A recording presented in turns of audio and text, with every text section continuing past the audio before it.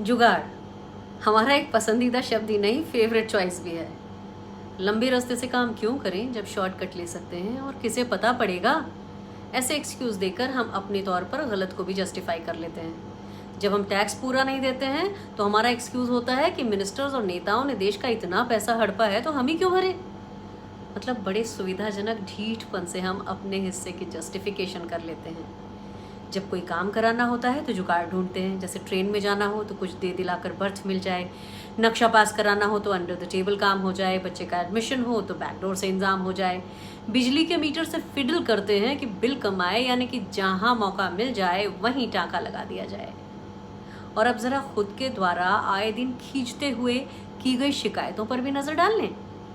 ये हिंदुस्तानी लोग ना बदलेंगे नहीं, सब चोर हैं। ये नेता तो भरोसे के लायक ही नहीं। अरे ये सरकारी नौकरी वाले हैं ना, अपनी जगह पर ही नहीं मिलते। इस देश का ना कुछ नहीं हो सकता। समझ में आया कुछ? हम पहले तीसरी दुनिया का देश कहलाते थे, फिर हमें विकासशील देश मान लिया गया और अब भी विकासशील ही हैं। पिछले दिनों लॉकडाउन के दौरान कई देशों की फिक्शन टेलीसीरीज देखने को मिली। तब से ही हथौड़े की तरह दिमाग पर यह बजने लगा कि विकसित देशों में लोग जुगाड़ जैसा कुछ नहीं करते। झूठ बोलने को सामाजिक अस्वीकृति है। चुनावों में भी गलत तरीके के इस्तेमाल को चलता है के हिसाब से नहीं देखा जाता, और अगर प्रमाणित हो जाए तो सत्ता जा सकती है। आमतौर पर रिश्वत से निर्णय और नियम दोनों ही नहीं बदलते। कुल मिला के कहना यही है कि बहुत हुआ विकासशील देश का टैग। अब हमें विकसित देश बनना है तो खुद को तकलीफ देना होगी, प्रोसीजर का सम्मान करना होगा और शॉर्टकट या जुगाड़ों से परहेज भी।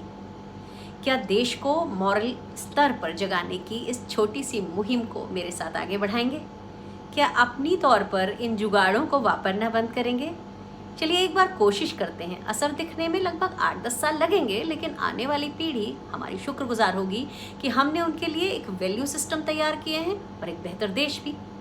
तो अब से नो जुगाड़।